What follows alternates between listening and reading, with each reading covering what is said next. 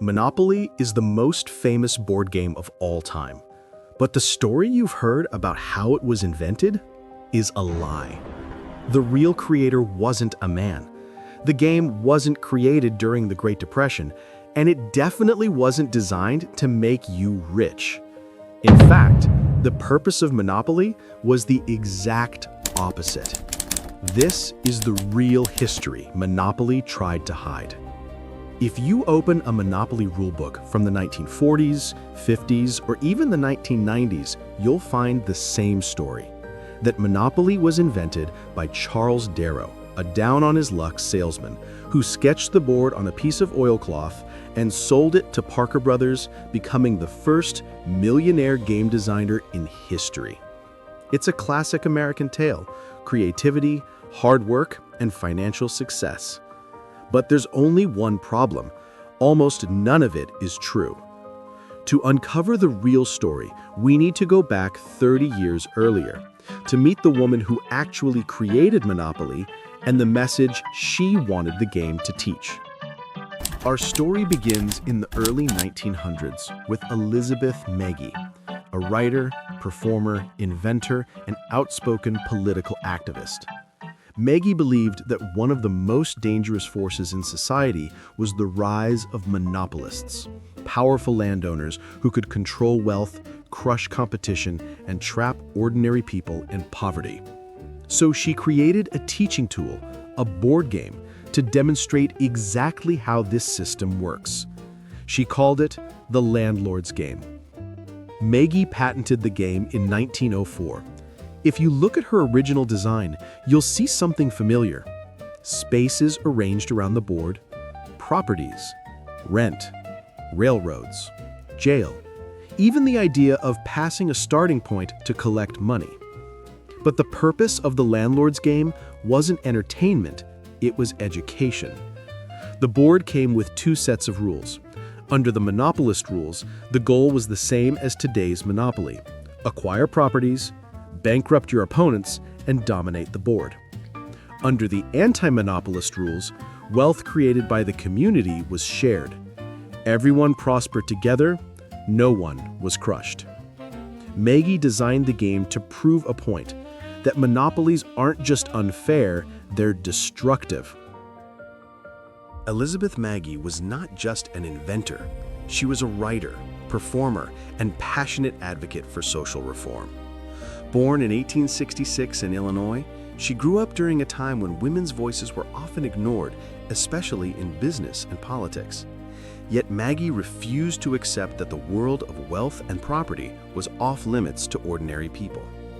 She saw firsthand the harsh realities of the industrial age: rapid urbanization, wealth inequality, and the rise of monopolies that controlled entire markets. Her work with the Landlord's Game was more than entertainment. It was an experiment in social education. Magie continued refining the game over decades. In some early versions, she even included public infrastructure spaces, like community chest equivalents, and taxes that redistributed wealth fairly. This wasn't just theory. She was designing a playable model of economic ethics. What's remarkable is how ahead of her time she was. The Landlord's Game anticipated debates about capitalism and social welfare that would dominate the 20th century. Every roll of the dice in her game was meant to illustrate a principle: unregulated accumulation of property leads to inequality, while shared resources can benefit all players. Despite the clear educational purpose, the game gained traction in unexpected ways. Intellectuals and hobbyists started creating their own variations.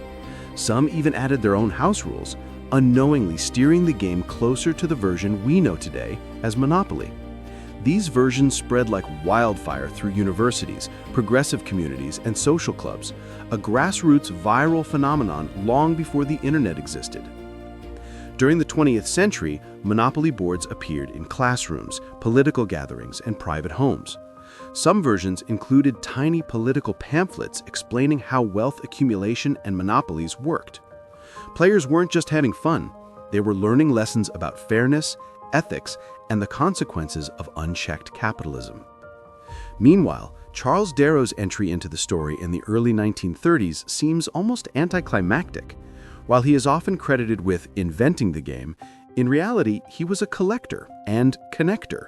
He took the version already circulating in Atlantic City, added his own spin with Atlantic City street names, and presented it to Parker Brothers at just the right moment in history. Parker Brothers, eager for a marketable product during the economic hardship of the Great Depression, embraced Darrow's story because it was compelling, a man's self-made success during hard times. They ignored the real creator, a woman whose game had carried a social message and had been refined for decades, because it didn't fit the narrative they wanted to sell. Even after Parker Brothers acquired Maggie's patent, they continued to allow her name to fade into obscurity. Yet Magie never stopped advocating for fair play and economic literacy. In letters and interviews later in life, she reflected on the irony that a game designed to teach the dangers of monopolies had itself become monopolized. A lesson in life imitating art. The story of Monopoly is not just about one game, or one inventor, or one company. It's a story about how ideas evolve, spread, and are often co-opted by forces larger than the original creator. It's a tale about how cultural artifacts can carry hidden lessons, waiting for someone curious enough to uncover them. By studying the history of Monopoly, we can learn something about ourselves, how we perceive success, how stories are told, and how the games we play often reflect the societies we live in. Elizabeth Maggie's legacy may have been buried for decades, but today it stands as a reminder that even the simplest game can hold profound truths about fairness, ethics, and the human condition. Magie tried to sell the game to publishers, but companies were uninterested. So instead of mass production, something unusual happened. The game spread organically, person to person, among left-wing intellectuals, Quakers, progressive communities, economists, and teachers. People created their own boards by hand. They changed property names to match their own towns. They copied the rules. They taught the game to friends. For nearly 3 decades, dozens of homemade variations of the Landlord's game circulated across America. And through this slow social evolution, the game began to look more and more like the monopoly we recognize today. In the early 1930s, during the Great Depression, a man named Charles Darrow learned the game from friends in Atlantic City, who had already customized the board with the local street names you still see today: Baltic Avenue, Marvin Gardens, Boardwalk. Darrow didn't invent the rules. He didn't design the board. He didn't create the concept. He simply copied the version he was taught almost exactly and tried to sell it. After getting rejected by smaller publishers, Darrow approached Parker Brothers. This time, the company saw potential, but more importantly, they saw a story. Parker Brothers bought Darrow's version of the game. They manufactured it, they marketed it, and it became a sensation. But there was a problem. Darrow actually didn't own the rights to the game. Elizabeth Magie did. To avoid legal trouble, Parker Brothers quietly purchased Maggie's patent for just $500 and no royalties. Then they buried her contribution. The company rewrote history. They told the world that Charles Darrow had invented Monopoly from scratch. They promoted him as the world's first millionaire game designer. And Maggie's original anti-monopoly message, that was erased. Magie later told a reporter she created the game to expose the unfairness of monopolies, only to watch a monopoly form around her game.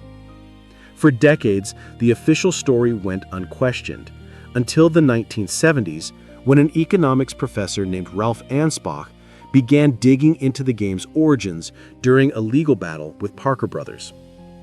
He uncovered Maggie's patents. He found early handmade boards. He interviewed players who remembered learning the game long before Darrow ever saw it. Piece by piece, the myth collapsed, and the true story of Monopoly finally came to light. Today, Monopoly is one of the best-selling board games in the world, but its real origin wasn't about celebrating wealth or crushing your opponents.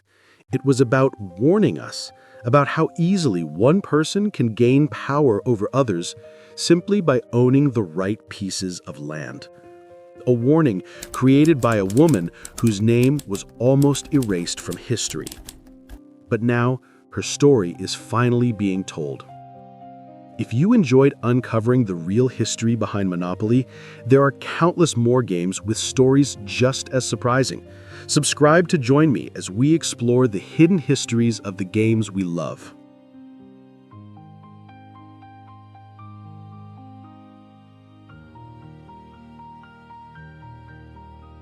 We are crafting board games, and our main focus is in ancient and historical board games. Our games are handmade and engraved in a pouch. With a pull of the cord, the game packs itself, and you are ready to go. For more information, you may check the link in the description.